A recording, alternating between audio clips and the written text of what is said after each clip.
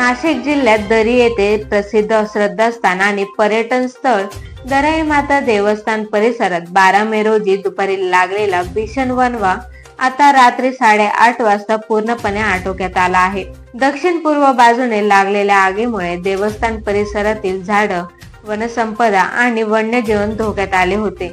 दराई माता वृक्ष परिवाराच्या आव्हानानंतर ग्रामस्थ, तरुण मंडळी, भाविक आणि निसर्गप्रेमी संस्था मोठ्या संख्येने घटनास्थळी पोहोचले.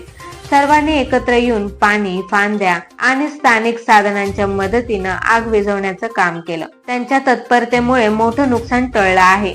देवीची सेवा म्हणजेच निसर्गाची सेवा या भावनेने नागरिकांनी दाखवलेली एकजूट आणि निसर्गप्रेमी यामुळे हे श्रद्धास्थान सुरक्षित राहिलं. येथे अनेक वृक्ष संपदा भीषण वणव्याच्या दाहकतेत होरपली अशी प्रक्रिया दराई माता वृक्ष मित्र परिवार यांच्याकडून व्यक्त होत आहे.